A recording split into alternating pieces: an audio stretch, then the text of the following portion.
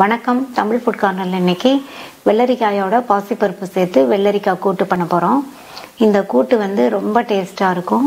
வெள்ளரிக்காய் நிறைய நீர்ச்சத்துள்ள காய், உடம்புக்கு குளிர்ச்சியை கொடுக்கும்.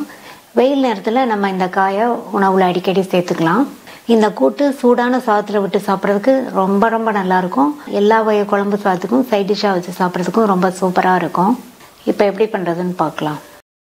வெள்ளரிக்காய் பாசிப்பருப்பு கூட்டு பண்றதுக்கு 2 வெள்ளரிக்காய் எடுத்து வச்சிருக்கேன். இது 1/4 கிலோ இருக்கும். இப்போ இதனுடைய மேல் தோலை சீவிட்டு, இந்த மாதிரி சீவிட்டு, ரொம்ப சின்ன பீசஸாகவும் இல்லாம பெரிய பீசஸாகவும் இல்லாம மீடியம் சைஸ்க்கு கட் பண்ணிக்கலாம். விதையோடயே கட் பண்ணிக்கங்க.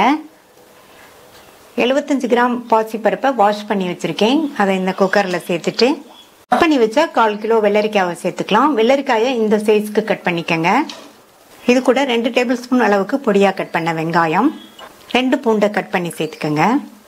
1/2 டீஸ்பூன் மஞ்சள் தூள். இதுக்கு தண்ணி சேர்க்கணும்.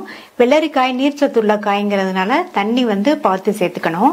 நம்ம கொஞ்சம் கம்மியாவே சேர்த்துக்கலாம். இந்த காயும் பாசிப்பருப்பும் முங்குற அளவுக்கு, லைட்டா முங்குற அளவுக்கு தண்ணி சேர்த்தா போதும். நல்லா ஒரு தடவை மிக்ஸ் பண்ணி விட்டுட்டு மூடி போட்டுடலாம். நான் 1/2 கப் அளவுக்கு தண்ணி சேர்த்திருக்கேன். அதனால தண்ணி பார்த்து சேர்த்துக்கோங்க.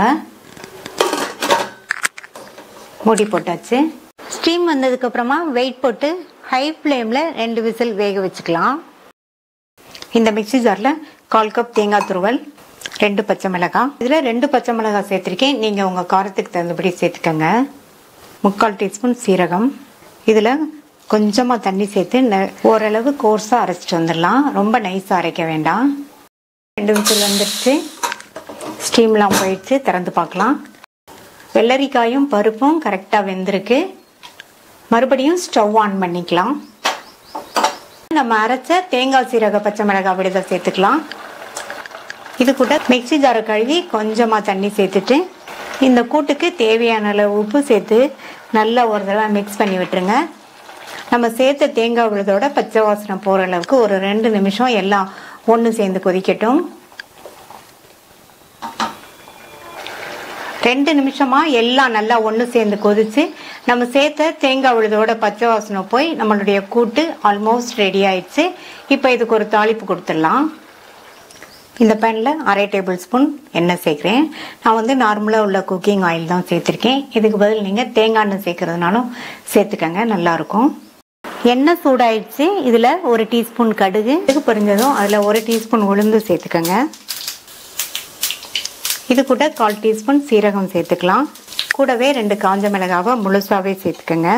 அடுத்து கறிவேப்பிலை, 1/4 டீஸ்பூன்ல பாதி பெருங்காய பவுடர் சேர்த்துக்கலாம்.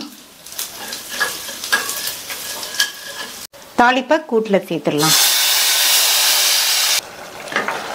கூட்டுல சேர்த்துட்டு நல்லா மிக்ஸ் பண்ணி விட்டுருங்க. அவ்வளவுதான். கூட்டு இந்த கன்சிஸ்டன்சில இருந்தா கரெக்டா இருக்கும். தாளிப்பு சேர்த்து ஜஸ்ட் ஒரு கொதி வந்த உடனே நம்ம ஸ்டவ் ஆஃப் பண்ணிடலாம். அவ்வளவுதான். நல்ல டேஸ்டான வெள்ளரிக்காய் பாசிப்பருப்பு கூட்டு ரெடி ஆயிடுச்சு. நீங்களும் ட்ரை பண்ணி பார்த்துட்டு உங்க கமெண்ட்ஸை சொல்லுங்க.